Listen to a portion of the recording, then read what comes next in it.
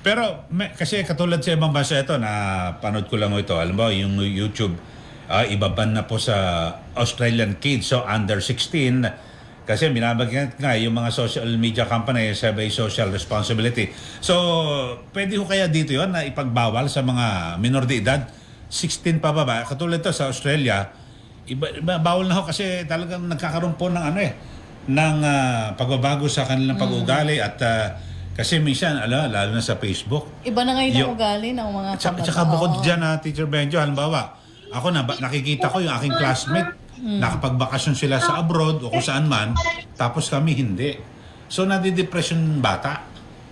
Diba na talaga, galing ka sa mahirap na pamilya o kung ano man, talagang yung ibang kaklase mo, diba, ipinupost kayo, iba, sarap na kinakain, mga ganun mental health din ng mga bata. Diba, Teacher Benjo, ano pananaw nyo rito? Yes, tama po yan.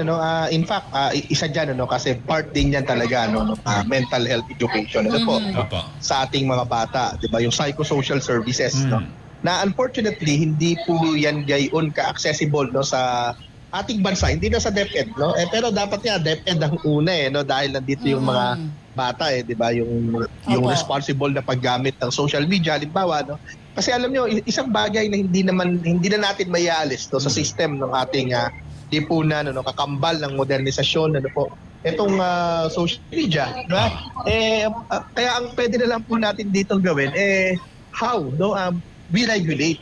Ito yung access, yung paggamit ng mga bata. Tama po yan sa ibang mga bansa. Sa Australia, maganda ngayon. Maksyon na sila. Oo. Well, sa ibang mga bansa din po, pinagbawal yung TikTok. Diba? Halimbawa. So sa atin mukhang kailangan na itong pag-usapan sa level po ng policy making bodies po natin. Kasi sa Teacher Benjo, sa TikTok, siguro nakakapanood kayo, may mga pinapalabas din talaga yung mga nagsasakit talaga mga, di ba, violente yung mga bata mismo sa kanilang kapwa na parang ginagawang katatawanan pero di ba nagiging violente, pinapalo ko kung ano man siya, may nandudukot o ano kung ano mga, di ba, so pwedeng gayaan ng mga bata yun Tama po, kasi yun nga yung binabagit ko kanina, minsan yung ibang mga challenges dyan sa social media, di ba?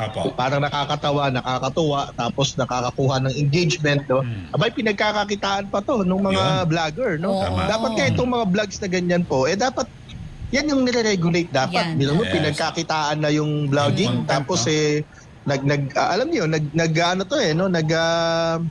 nagpapalaganap ng isang napakasama na example na kultura na baka na-absorb ng mga bata unwittingly and unknowingly. 'Di ba? Dahil nga nakakatuwa, 'di ba? Biruin mo yung pinupukpok yung ulo, yung mga ganyan, yung binubuhusan, 'di ba? Yung natutulog na dinodrawingan sa mukha, 'di ba? Tapos natatawa tayo. Kasi hindi sa atin ginawa, 'di ba? Pero kung ginawa ito doon sa iyo o sa malapit mong kamag-anak o kakilala, syempre hindi na, 'di ba? Pero pinagkakitaan na ito. Yan po yung isang problema. Kaya tama po kayo sa Eli, kinakailangan dapat ng hakbang ng gobyerno to regulate the use of social media. Okay. And the access. Opo, tama po 'yan. Okay.